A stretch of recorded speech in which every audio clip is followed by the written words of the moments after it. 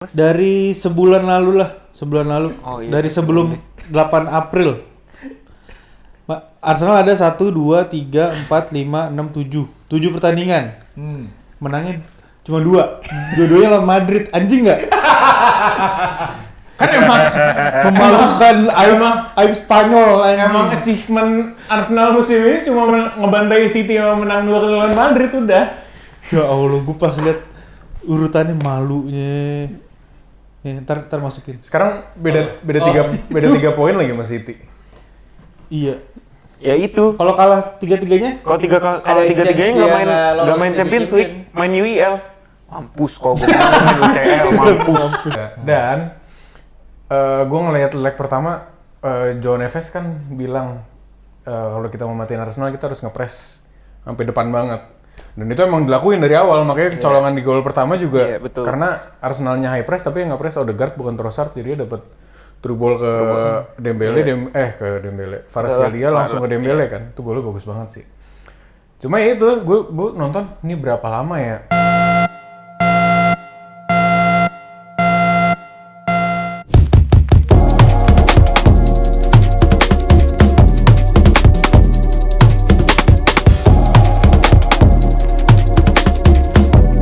Sometimes maybe good, sometimes maybe shit.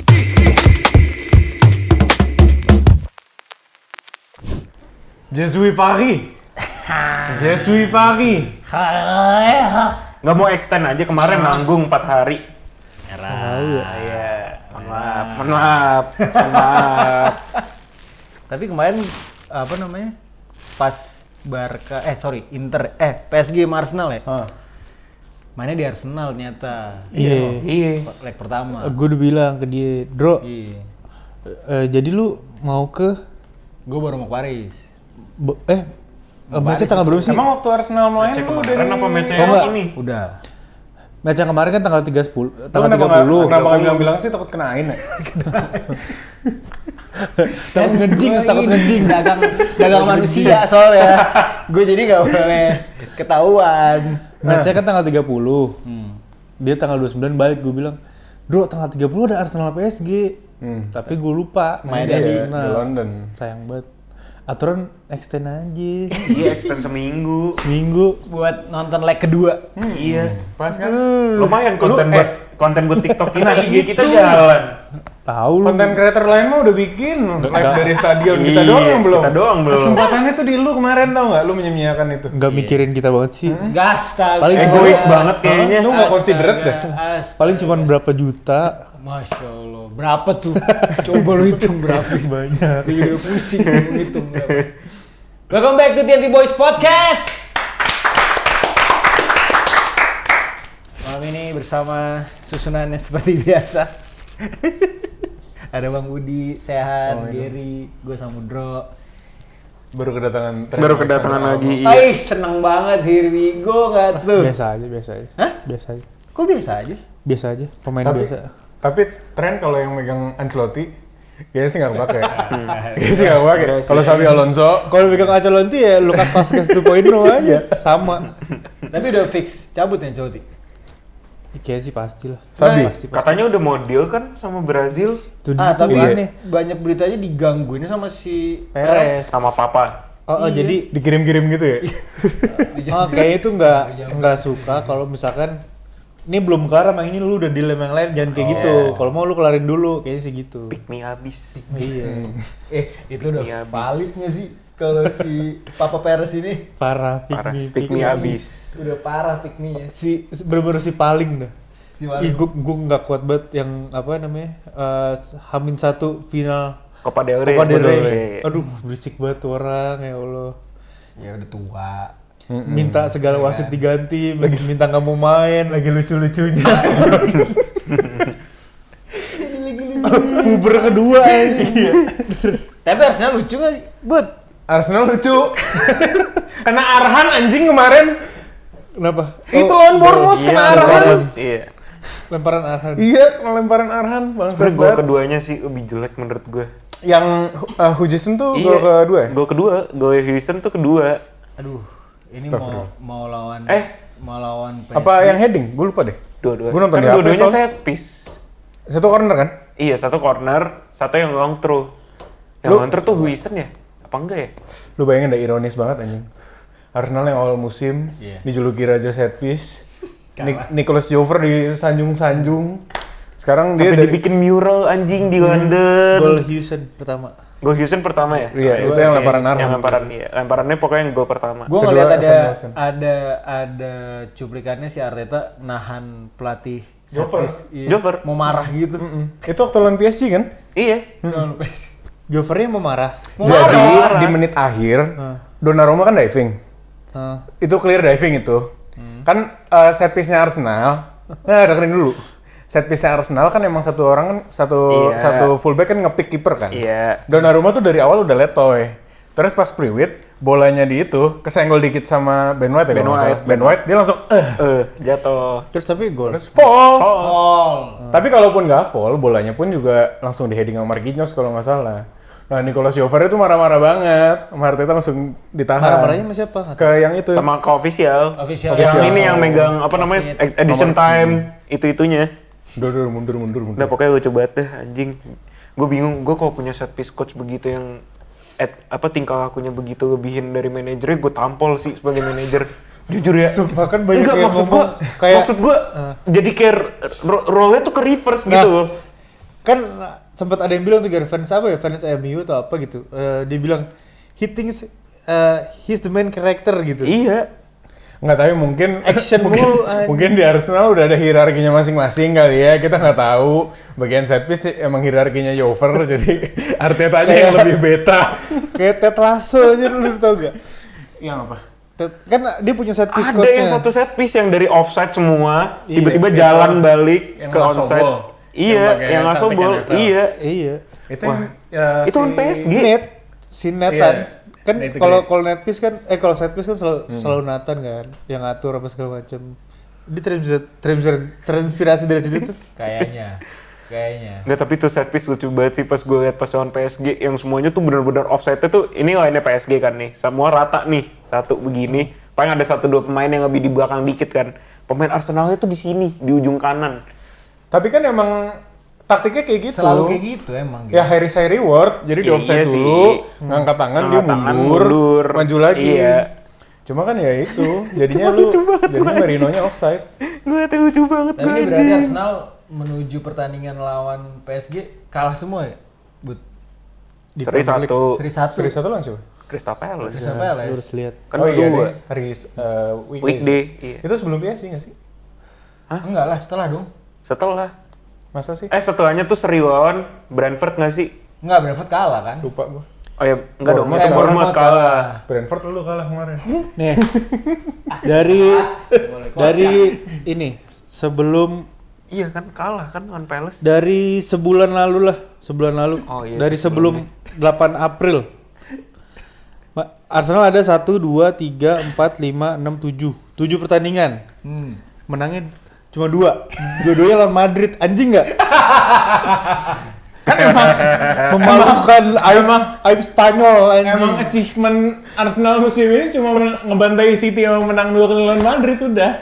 Ya Allah, gue pas liat urutannya malunya. Nih, ntar masukin. Sekarang beda 3 poin lagi sama City. Iya. Ya itu. Kalau kalah tiga-tiganya, Kalau Ada tiga-tiganya chance nggak dia main nggak nggak lolos main Liga Champions Champion. League, main UEL. Mampus kalau gue bilang gua main UCL, mampus. Kalau gue bilang sih mampus. Enggak lah, tapi kalau misalnya sampai keluar dari zona UCL itu berlebihan. Wih, gila. Udah mulai emang lawan siapa? optimis dia, Lawan optimis. siapa? Lawannya susah. Gue nggak bercanda. Dari Liverpool, tapi kan Liverpool kemarin kalah sama Chelsea. Newcastle. Gue inget kalau nggak salah Liverpool Newcastle. Iya kan? Liverpool kalah loh, Soton, habis sama kalah Soton. pasti Ya, comeback Soton. tuh. Soton nggak mungkin kalah sih harusnya ya. Liverpool udah gak ada yang perlu di fight lah. Seasonnya udah Sebenarnya beres ya kan. kemarin juga kalah. Lawan Chelsea. Lawan Tapi Chelsea. itu kaget sih kayak kalah ya. Iya, Ya kan? lumayan kaget. Niatnya sih. sebenarnya kayak nggak mau kalah tuh. Iya, mainnya. lumayan kaget sih. Gue juga nontonnya kaget tiba-tiba Enzo Fernandez udah ngegolin di awal. Keren banget lagi. Asli. Bagus. Tapi PSG-nya BTW kalah juga kan. Tapi PSG kalah, yang main starting itu cuma João Neves, sisanya tim kedua. Sisanya lapis kedua, itu dia. Yang beda itu. Sama kan mereka udah menang dari April awal ya. Kebetulan udah menang Liga tuh dari April awal tuh si mikirin Mainin tuh. U16 juga nggak apa-apa. Iya, si mikirin tuh. Kan fokusnya udah tinggal Coupe de France sama UCL udah. Jadi kayak udah prepare lah ya dia nih. Besok mau didatengin Arsenal kayak malah. Tapi Dembele cedera sih. Kan udah balik lagi. Kan udah balik. Oh udah. Udah. Nggak jadi balik emang. Jadi, Kalaupun ya, cedera. nggak belum 100% katanya, tapi udah match day fit lah at least. Makin loh, Bud. Ya tapi masalahnya juga kalau nggak ada Dembele, udah masih ada Barcola. Tapi itu si Barcola sama Gonzalo Ramos kemarin juga threatening banget. Iya. Dua gol kan hampir. Ya tapi iya. Ini concong. Yang diconcong. Tapi menurut gua nggak mungkin Gonzalo Ramos. Menurut gua pasti mungkin Due yang dikedepanin atau Barcola yang di striker kayak di awal musim kan sempet tuh Barcola beberapa kali. Ya paling gitu. Tapi gimana, Bud? Lo optimis? Mungkin akan yang beda. balik. Mungkin yang beda dari leg 1 lebih ke kemarin kan cuma bisa dapat serangan dari kanan ya, dari Saka doang. Sementara Saka kan matiin banget Nuno Mendes. Karena Declan main di 6, Merino main di 8. 9-nya Trossard. Karena Thomas Partey nggak ada kan. Dia kan foul yang sangat-sangat Iya, sangat bodoh. bodoh melawan Madrid Iya. leg 2 kan yang nggak perlu Iya, banget. yang Bodoh nggak banget, perlu. makanya Declan Rice marah-marah. Marah-marah, iya, Marah-marah ke Thomas. Emang tapi Madrid itu juga di leg kedua ngincer bodoh amat pokoknya. Mending main Arsenal full itu mancing amarah banget anjing. Tarekam banget di leg kedua.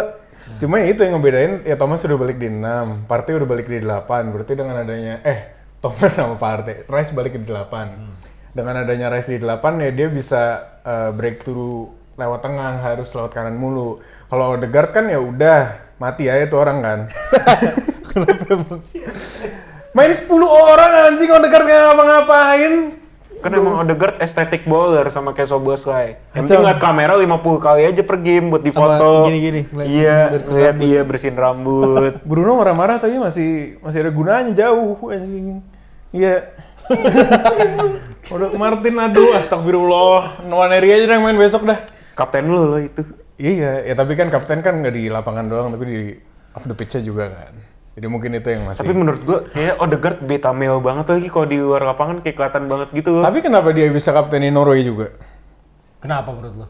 Ya berarti kan maksudnya dia on and off the pitch bisa leading the team Enggak sih, kayak sebenarnya. kalau Haaland menurut gua terlalu shit house aja sih kalau Haaland jadi kapten maksudnya ya. Kayak lu kebayang gak sih seorang Haaland gitu kayak kan gimmick-gimmicknya rada-rada kayak ada sengklek-sengklek dikitnya kayak Zlatan kan. Tingkah lakunya kayak masa iya begitu kapten lu. Pasti dipilih yaudah Odegaard aja deh. Cuma itu yang ngebedain ya dengan Thomas balik game akan berbeda. Dan gue ngelihat leg pertama João Neves kan bilang kalau kita mau matiin Arsenal kita harus ngepres sampai depan banget. Dan itu emang dilakuin dari awal, makanya kecolongan di gol pertama juga betul. karena Arsenalnya high press tapi yang nge-press Odegaard bukan Trossard, jadi dia dapat through ball ke Dembele, ke Dembele. Kvaratskhelia langsung ke Dembele kan, itu golnya bagus banget sih. Cuma ya itu, gue nonton ini berapa lama ya PSG bisa main kayak gini karena itu buset itu hit Capek sih, parah tuh, capek high sih, intensity iya. interval training tuh. Dan bertahannya 20-30 menit, abis itu ya the game is pretty much open sebenarnya. Iya. Betul. Dan di kanan Arsenal yang mati banget, Nuno Mendes bagus banget. Tapi kirinya tuh sebenarnya kena mulu. Hakimi tuh naiknya tuh bisa sampai ke dalam kotak penalti. Tapi emang sebenarnya itu ya menurut gue itu emang taktiknya sih. Emang secara player profile juga kan kita selalu tahu Hakimi kan dari dia zaman di Dortmund, Inter, Madrid. Sekarang pun ya Madrid nggak terlalu banyak main kan. Di PSG pun juga ya emang mirip-mirip Frimpong lah kayak dan Trent mungkin. Hati-hati aja future-nya di Madrid. Wait, lu kebobolan 2 gol, lu cetak 3 gol. Iya. Harus tahu aja. Iya. Cuman itu maksudnya ya emang profil mereka kan ya udah yang gang ho nyerang ya, tapi secara defensive wise emang kurang kan dibanding attackingnya. Tapi kalau ngomongin tadi PSG bakal high press terus gitu dengan karakter pelatih yang emang kita tahu fisik banget gitu kan latihannya, kayaknya bakal berat nggak sih buat jadi ini nanti leg kedua? Apalagi di kandangnya PSG loh. Itu sih yang gue highlight justru bukan timnya doang ya, tim ini gue ngerasa tim supporternya sama-sama blee nih, sama-sama goblok nih. Sumpah ya. Dengan tifo lu itu. Iya, yang dengan mantep. tifo lu itu.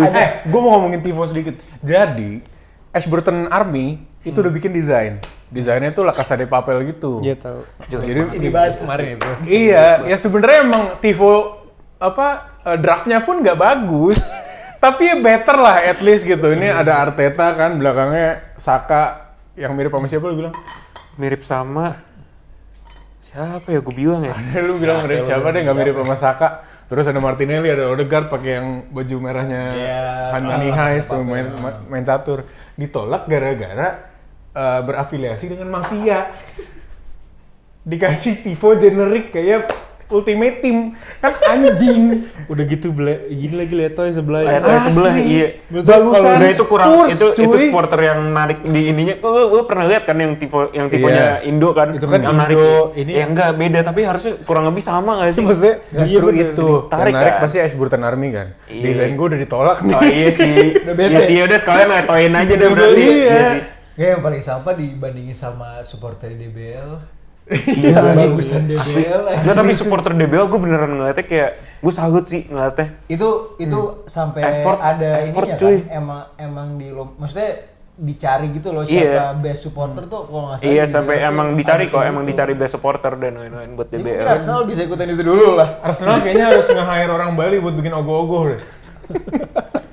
Tapi sebenarnya paling lucu tuh menurut gue gimmicknya Arteta sih videonya. Itu menurut gue melebihi remontada yang dia tuh beneran di Emirates di tengah lapangan sendiri Ngomong pakai ngomong kayak pakai HP. kamera, kayak pakai bukan kamera beneran. sebelum match leg 1. Sebelum match 1 dia Tapi tuh kan nggak kesannya jadi kayak ngirim video note kan. iya kayak video note jatuhnya. Ya dia tuh minta support dari semua supporter kayak be behind us. Iya. Dan kayak ayo hidupkan Emirates pas match Sepi. jauh lebih ini satu cornernya ultra Rame ini. PSG anjir. Yang berapa? 15.000 orang, 15.000 20.000 orang. Iya beneran ya kan emang OWD kan pasti gitu kan satu section doang pojok biasanya di pojok kiri atau pojok kanan kan Udah pastilah udah pasti itu udah pasti tempatnya di situ itu tuh jauh lebih rame daripada 85% sisanya. Cuman gue jadi ingat omongannya Sehan waktu sebelum leg 2 ke Madrid. Sesuatu yang terlalu digembor-gemborkan di sosial media, itu ujungnya hasilnya tuh tidak baik. Nah, Ya iya sih bener. Arsenal waktu lawan Madrid nggak ngegembor-gemborin di media, di lapangan ya turns out oke. Turns out really good. Ini gila ngegembor-gemborinnya parah banget mentang-mentang masuk semifinal setelah berapa? 17 tahun sekian itu. Tapi hasilnya kayak gitu. Karena kan itu yang mungkin akan bisa dibanggakan, Bud. Ya kan kebanggaan kecil. Kebanggaan kecil. Kalau kata fans MU carilah kemenangan-kemenangan kecil. Sorry ya Bray. Sorry, kok gue masih ada kesempatan menang sesuatu nih musim ini. Duit hadiah gue udah lebih banyak dari lo. Ya, Nanti dibahas di akhir ya. ya. Tapi sebenarnya Tipis-tipis. kalau kita bahas soal tifo kan banyak banget yang sekarang posting comparisonnya kan tifo City, tifo Chelsea, even Spurs, even lebih bagus. Chelsea, Spurs, even MU. Spurs sih punya pengalaman tinggi tuh. itu dia. There is to do. Slogannya mereka itu kan. dia. Keren. Yalah. Arsenal. Top banget. Ya timnas deh dengan cara-cara tradisionalnya Iya. bikin gambar Joker aja bisa pakai kertas. Iya. Dan gue ngeliat supporternya tuh Arteta kan ngebangun atmosfer Emirates tuh dari 2019 sampai sekarang tuh kan susah banget ya. Dari yang zaman FTV Iya, waktu bener. zaman Iya, pandemi, FTV, sampai buat zaman lagu. Emery, sampai buat lagu, sampai Iya, atmosfernya seharmonis ini. Ternyata tuh emang bener. Jadi ada dua fanbase yang suka ngebacok-bacok fanbase-nya dirinya sendiri. Yang pertama tuh fanbase WWE, yang kedua tuh fanbase Star Wars. Ada yang ketiga fanbase Arsenal. Gue suka jadi kocak kalau dia sendiri yang ngebahas tuh. Kayak dia sendiri yang ngebuka aib gitu loh. Tapi sumpah ya, kalau nih di Paris menang lebih dari 2 gol, terus kita ke Munich, sumpah itu yang di Emirates malam itu lu nggak ada yang layak buat berangkat ke Munich. Sepi itu pasti nggak ada yang support anjing. Gue nonton di TV aja tuh gemes banget. Kan kalau final UCL kan biasanya lapangan di belah Bagi dua. iya, belah Kayak dua, di Wembley. belah dua, Kayak- iya. kayak final Eva Iya. kan. Di kanan Inter atau Barca bendera set. Iya. Sama Drum. tifo. woi. Yang sebelah gini doang. Dengan tifo Nonton. logo Arsenalnya. Gue ngeliat di sosmed sebelum match di tunnel kan menuju Emirates pada nyalain flare, nyalain drum. Dalam stadion kok rame. Tapi tadi kalau Barca sama Inter, tifonya inilah ya. Kencang. Kencang Ya, pasti, dua-duanya pasti. ultrasnya kencang sih. Barca kemarin bikin tifo nggak? Apa? Barca Nggak, nggak. Barca nggak ada. Karena bukan di stadion Intrayan nih. Tapi kalau lawan Madrid kayaknya bikin dah. Ya pastilah, kalau itu menurut gue pasti nggak sih? Tapi kenapa lo Inter? Nah ini kalau Inter sama Barca nih, besok kan leg 2 juga nih. Iya. Dia malah lebih duluan seru lagi. nih kayak nih. Soalnya Dia imbang duluan kan. lagi. Bakal gimana tuh? Kayak kalau Menurut gue ini sama-sama seru sih karena dua-duanya kayaknya itu belum menemukan caranya masing-masing buat nahan tim satu sama lain deh. Kayak Inter tuh kewalahan, benar. dia terlalu overload di Lamine Yamal. Lamine Yamal. Jadinya Pedrinya open banget dictating the play. Nggak, tapi sebenarnya kemarin beneran ngamin Yamal show aja sih. Sorry to say to Pedri ya, maksud gue it's your typical ya midfielder performance aja gitu. Tapi Pedri, Yamal men, anjing gue nonton deh. Udah dijaga di Marco, Iya. di cover Bastoni. Iya. Ya satu lagi emang Mkhitaryan sih. That guy is old. Ya, we give him some tax gitu. Cuma kan ini satu di Marco gitu. Iya. Salah satu fullback yang paling inform this season di ya, left back. lagi naik banget. Lagi naik banget ya menurut gue Oni Nuno Mendes gitu. Menurut gue ya Oni Nuno Mendes yang jauh lebih baik dari dia dan itu pun udah ketahuan. Ngantongin Salah, arguably one of the best wingers this season, sama Saka juga dikantongin. Nah kemarin di Marco, hancur. Dia acak-acak sama Yamal. Bastoni pun juga jadi kasihan gitu loh karena di Marco-nya diacak, yang nge-covernya pun bukan orang yang defensif gitu loh tengahnya. Seorang Mkhitaryan kan not known for defense gitu, maksudnya ya emang dictate the play kan. Ya jadi kasihan di Bastoni sebenarnya, jadi overload banget. Tapi emang ya I hate to admit it because he's a Barcelona kid, but that kid is special. Cuma Spesial. gue gara-gara ngeliat Yamal tuh jadi kepikiran apakah sekarang kan winger tuh lagi naik down lagi kan? Ya, Di Iya, dunia, di iya, semua benar. liga-liga besar Iya, tuh lagi benar. naik down lagi winger-winger. Cuman Saka maksud lo? enggak. Ya, semua, emang semua. Yang justru yang mau gue compare tuh karena ngeliat Yamal. Karena ngeliat Barcola, Farad Skelia, Desiree Doué. Winger-winger di luar Inggris itu punya kebebasan yang lebih tinggi dibanding winger-winger di Inggris. Anthony. Iya, Anthony ke Real Betis Kemarin baru golin iya banyak kan? Gila. Apakah Inggris itu coachnya tuh terlalu ngediktate pemainnya cara bermain para pemainnya, jadinya dia nggak bisa freedomnya tuh nggak dapat gitu. Sementara di liga-liga luar pelatihnya untuk para winger ini, oh ya udah yang penting sesuai dengan set play timnya, tapi cara lu bermain gue ngebebasin ke lu aja gitu. Tapi menurut mungkin gue itu ini juga salah sih, satunya. apa namanya, karena Faktor lawannya juga nggak sih? Iya. Maksudnya emang secara defense tuh ya karena udah tahu Inggris kan emang identik juga sama winger dari dulu kan. Jadi pasti fullback di Inggris tuh ya secara defense tuh kecuali MU ya. Secara MU sekarang main 3 tuh si paham tuh jadinya pada gimana koordinasinya gitu. Nah, maksudnya secara strategi defense menurut gue emang kalau di Liga Inggris fullback tuh lebih paham gitu jadinya, lebih notice lah. Tapi gue tadi malah mau bahas winger di Inggris, Salah kayaknya enggak deh, masih aja gacor. Gacor tapi dia nggak skillful, nggak main skillful gitu. Iya tapi masih bisa, bahkan dia menurut gue banyak supply kan jadinya. Iya. Diaz dan juga Gakpo dapat banget tuh jadinya. Gakpo lagi nih. Kata Pak Pau anjir. Iya kan? Iya. Tuh ya gimana kalau lihat liga ya gitu sih kalau gue ngeliatnya Liga Inggris karena defense strateginya aja. Kalau di luar mungkin ya nggak terlalu. Ya kalau ngelihat Yamal balik lagi, kalau Madrid wingbacknya kan Ya kan? lemah. Iya kan? Cuma di Marco cuy bisa diacak-acak itu sih, balik lagi. Sama lah ngomongin di Marco, Itali punya Ya, itu lawan dia. Spite Yamal yang lagi kayak jadi Iya, itu bocah dia. titisan Messi dimandiin sama Messi ini.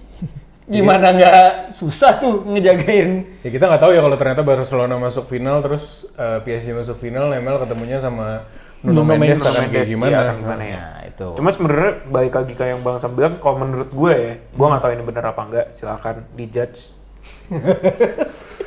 Kan disclaimer dulu, Iya. disclaimer dulu.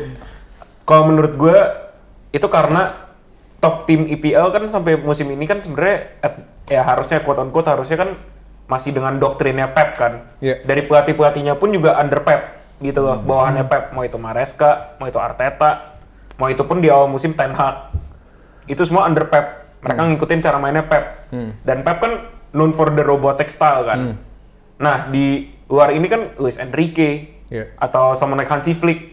Itu kan bukan bawahannya Pep gitu. They have their own distinct type of play gitu loh.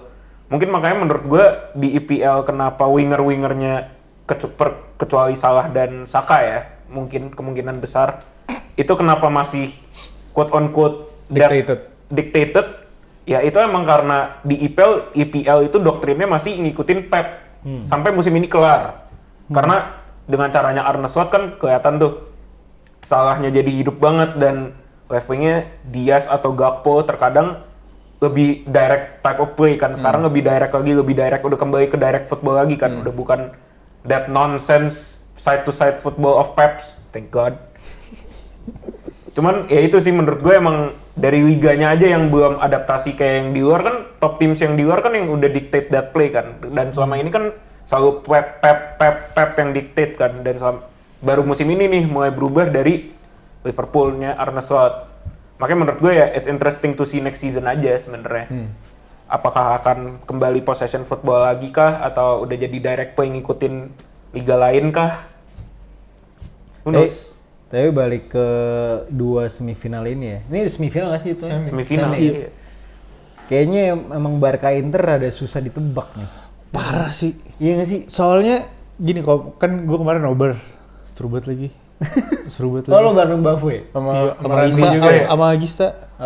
Tiba-tiba datang mulut bau alko, datang mulut bau alko, baru datang nih set, datang mulut bau alko, gol menit 1 kan, gue kan dulu sama Isa kan fans Barca, si bau alko ini teriak depan kuping Isa, iya, 3 kali, buat apa coba? Main sama Isa jarang, kenapa kagak? Ke bawah situasi. Gitu. Ke bawah. Nongkrong pernah. Iya makanya. Dekat Isa bingung kan Isa gini. Nah terus menurut gua di match wah seru banget sih.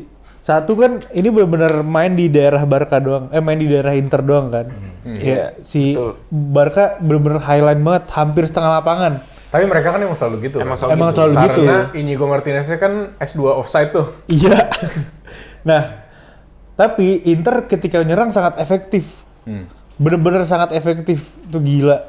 Makanya dia juga mungkin belajar dari Glover juga tuh, Jover corner 2 kali masuk. dia mempelajari set piece tuh gila. Soalnya Barca tuh sekarang lagi lemah di set piece. Betul. Karena size pemainnya kecil dibandingkan Inter gitu. Terus yang menarik itu cara Inter membedah Barca. Wah tuh gila. Kan ini kenapa sih Madrid nggak kepikiran gitu. Si Dongo baru kepikiran pas Mbappe main babak kedua kemarin tuh final Copa. Jadi gini, kalau gue ngeliatnya kan Barca itu kan sangat tinggi. Iya. Ya kan mainnya. Kalau misalkan dikasih long ball pasti antara offside atau nggak dapet kejauhan gitu kan. Jadi caranya harus ada tumbalnya. Tumbal lari dulu, baru yang kedua lari dari belakang gitu. Jadi dia yang kedua ini pasti bisa get in behind dengan sempurna. Jadi diagonal pass dulu ya? Iya. Nah, kemarin tuh dilakuin sama 2 strikernya Inter. Walaupun si siapa? Thuram. Marcus. Bukan, yang cedera. Lautaro. Walaupun Lautaro off ya saat itu. Menurut gue dia mainnya off, mainnya jelek.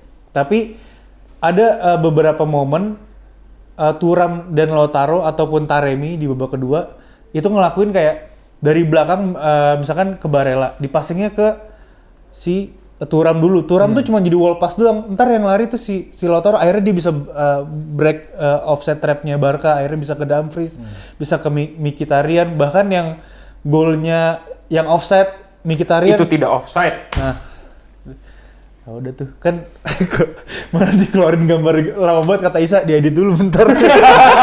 Kakinya dipanjangin. Itu udah 2 kali musim ini. Lawan Dortmund juga gitu. Di image aslinya sama Oh, di image itu VAR-nya. yang di image VAR-nya Iya. di kakinya digaris lah. Kakinya digaris. Tapi sih gue membela Barcelona. Tapi si Lewandowski-nya di La Liga pernah kena kayak gitu juga. Masa Lewi kakinya segini? Di ini kaki apaan? Di sini anjir. Pernah tuh ada Lewandowski lawan apa, Real Betis atau apa gitu. Tapi ya udahlah. Emang seru banget sih itu match. Cuma itu wipasnya Dumfries tuh Dumfries tuh, ya gila bagus banget. Dia ini sih banyak apa ya, bikin movement musim ini menurut gue ada highlightnya si Dumfries menurut gue. Dia bahkan juga suka golin kan? Iya, emang dia suka golin Iya. musim ini. Bahkan gue tuh match Barca Inter gue oleh nggak mau nonton kan, karena kemarinnya kan kurang tidur habis nonton Arsenal. Terus jam 2 gue masih harus keluar bentar.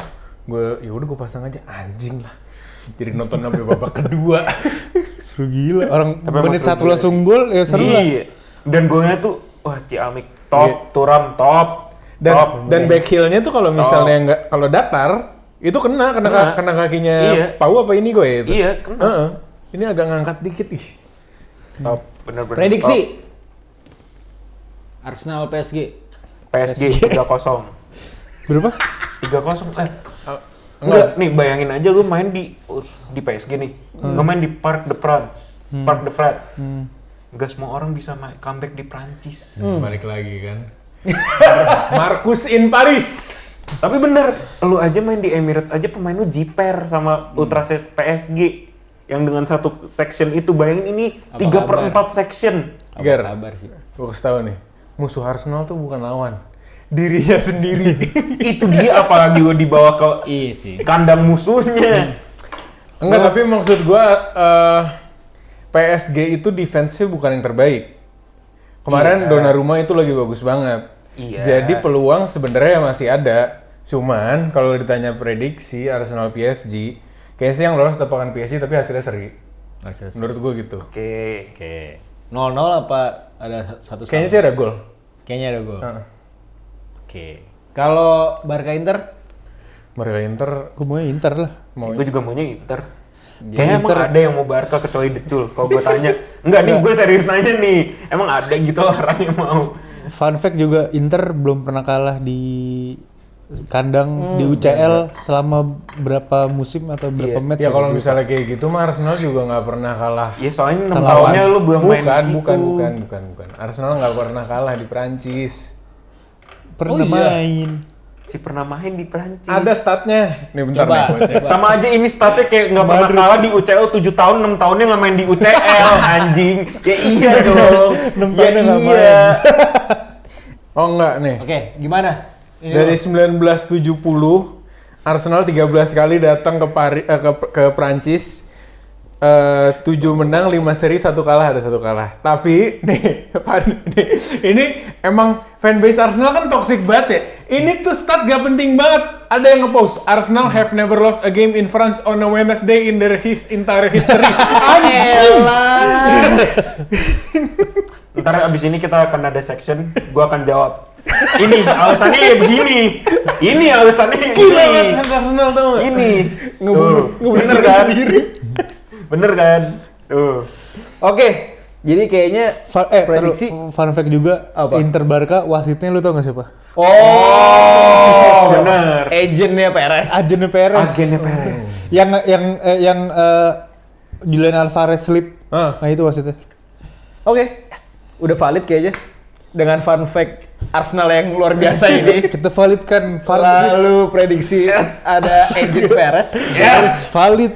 PSG dan juga Inter kayak bakal jadi final Jadi UCL tahun ini. Piala UCL tahun ini akan berwarna biru. Biru. Oh iya bener. Biru ya. Dua-duanya biru tua. Biru tua ya. Iya. Kita lihat prediksinya bakal sesuai atau enggak. Yang akan lolos berarti PSG dan juga Inter. Nanti kita bahas di next episode guys. Bye-bye. Bye. Sometimes maybe good, sometimes maybe shit.